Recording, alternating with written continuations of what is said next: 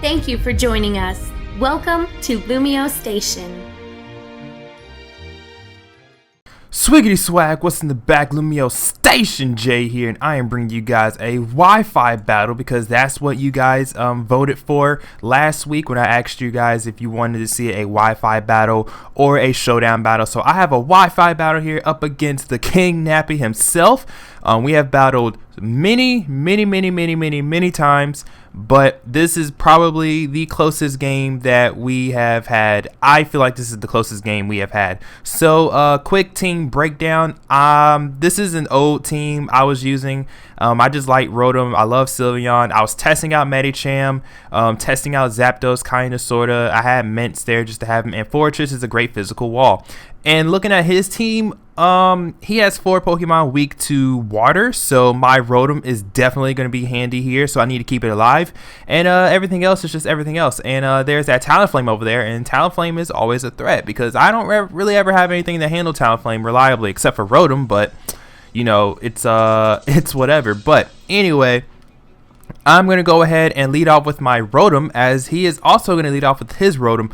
But my Rotom is Choice Scarf, so I will be able to go first, get that nice, clean Volt Switch off. I can't believe I just said nice and clean. Okay, shut up, Jay. Anyway, I get the Volt Switch off, and I go ahead and go into my Sylveon because my Sylveon can take special hits for days, as he just goes for the safe play and goes for the Will-O-Wisp. And I do not know why, but every time I have Sylveon and every time there's a Rotom on the other side of the field, Sylveon gets burned. I have no clue why. I guess Sylveon just loves getting burned. I don't know. It's just something about Sylveon and getting burned. I don't know. But he goes for the Volt Switch, and he goes into his Excadrill, as I actually go for the Toxic. So this was a really good play for him because basically he just brought in his Excadrill for free, and my Sylveon can't really do anything to Excadrill outside of, you know, a couple of Moonblasts, but it's not like Moonblast is going to be really effective on this Excadrill anyway. So he's going to go ahead and take this time to set up Swords Dance because he knows he knows I can't do anything to him. Either I'm going to have to switch out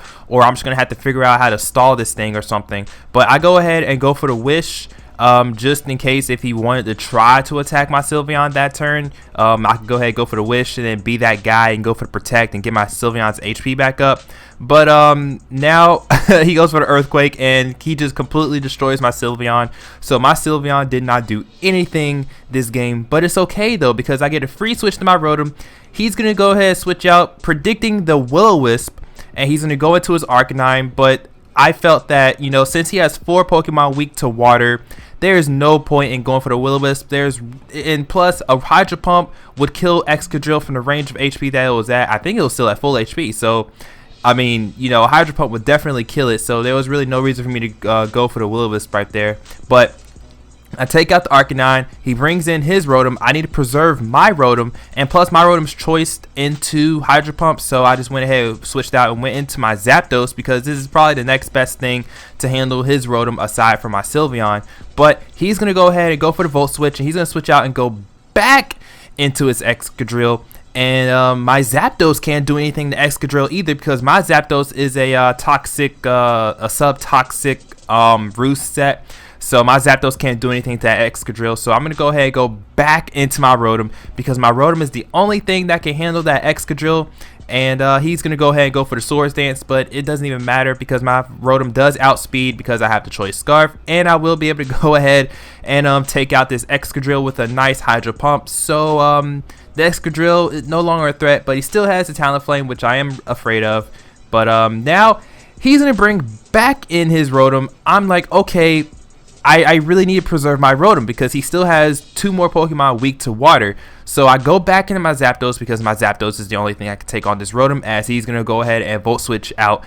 And he's going to go into his Mamoswine, I do believe, because, you know, Mamoswine is the best thing he has to handle this Zapdos because he has the priority Ice Shard and everything, and my Zapdos can't touch this thing with any electric moves, so I have to go for the Toxic.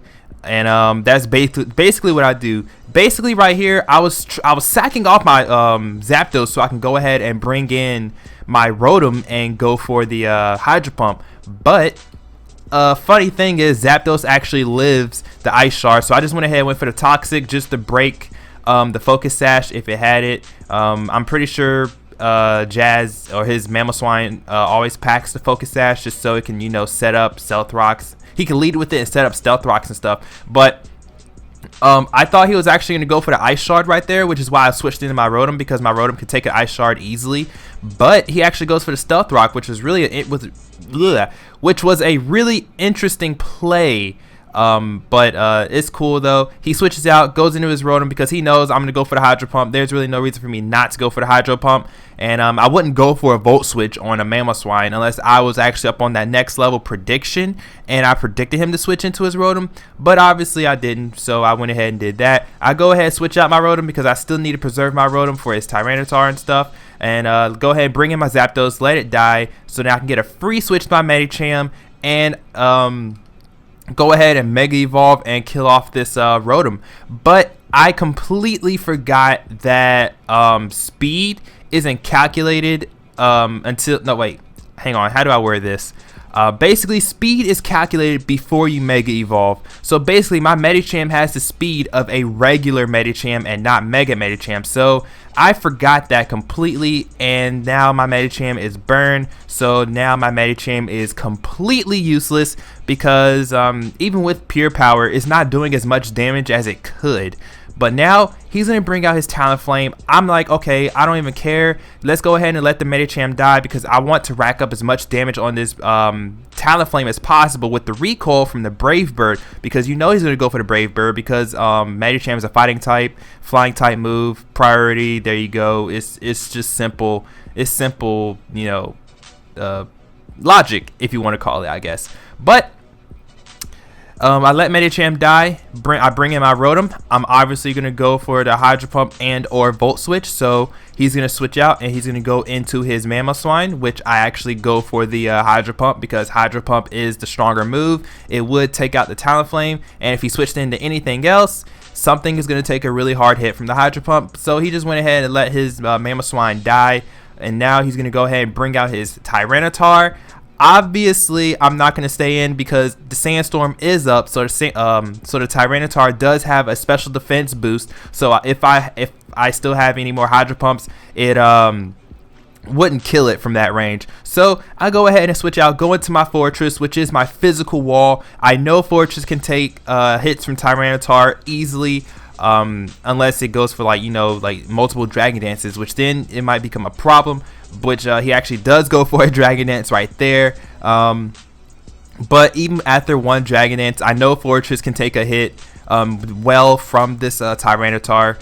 But now I'm going to take my time, or take this time, to go for the Stealth Rocks because I need to get as much damage on that Talonflame as possible because that Talonflame is a real threat. As he goes for the Earthquake, I shake off that Earthquake like it's nothing.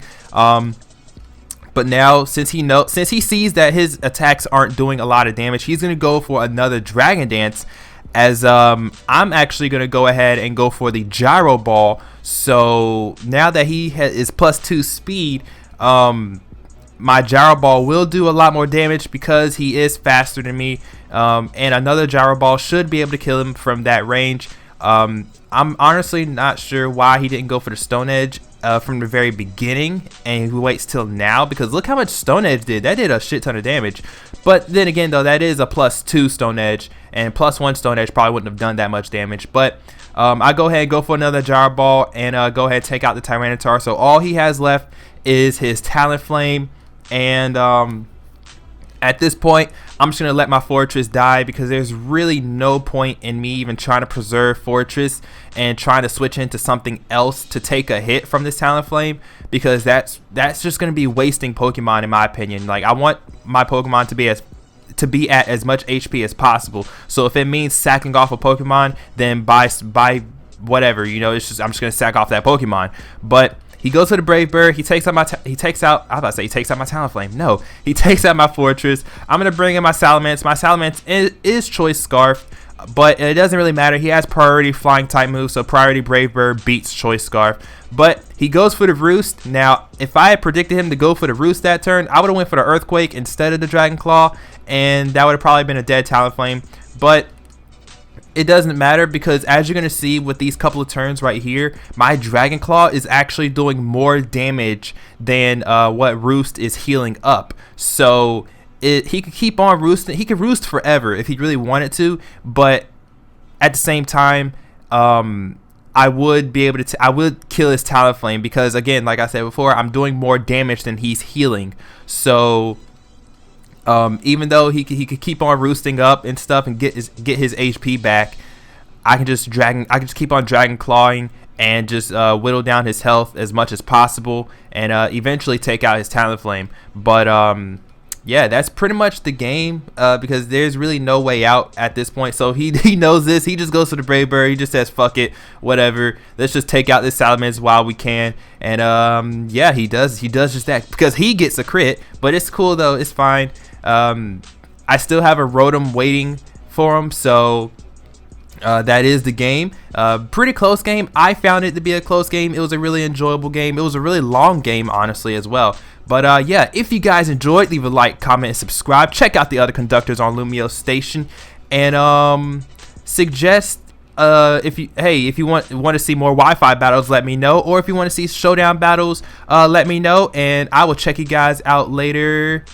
Peace.